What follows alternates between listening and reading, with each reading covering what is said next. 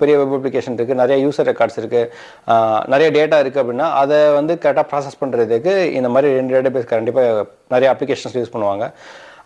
So for example வந்து பார்த்தீங்க அப்படின்னா, இப்போ ரீசெண்டாக நான் ஒரு ஃபினான்ஷியல் அப்ளிகேஷன் ஒர்க் பண்ணேன். அது ஒரு யூஎஸ் பேஸ்டு கம்பெனி. ஆக்சுவலாக ஷேர் மார்க்கெட்டில் இருக்க ஒரு trading, one of the best trading company ஆக்சுவலாக அவங்க. ஸோ அவங்க வந்து பார்த்தீங்க அப்படின்னா டெய்லியுமே ரெக்கார்ட்ஸ் டெய்லியுமே எல்லா கண்ட்ரியில் இருக்கும் ஷேர் மார்க்கெட்டோட ரெக்கார்ட்ஸை வந்து டெய்லியும் அவங்களுக்கு வந்துட்டே இருக்கும். அப்போ ஒரு நாளைக்கு வந்து பார்த்தீங்கன்னா கிட்டத்தட்ட ஒரு 7 crore 8 crore டேட்டா வந்து வரும் ஆக்சுவலாக.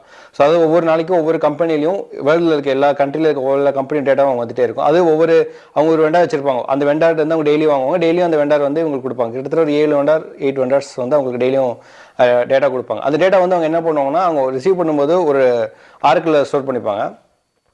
அந்த கம்பெனியில் வந்து பார்த்தீங்கன்னா கிட்டத்தட்ட ஒரு 8-9 ப்ராஜெக்ட் இருக்கும் அந்த டேட்டா வந்து ப்ராசஸ் பண்ணுறதுக்கு. ஸோ ஒவ்வொரு ப்ராஜெக்ட்டும் வந்து பார்த்தீங்க அப்படின்னா ஒரு டேட்டாபேஸ் யூஸ் பண்ணுவாங்க. ஸோ இந்த சினாரியில் வந்து பார்த்தீங்கன்னா ஒரே கம்பெனியில் ஒரு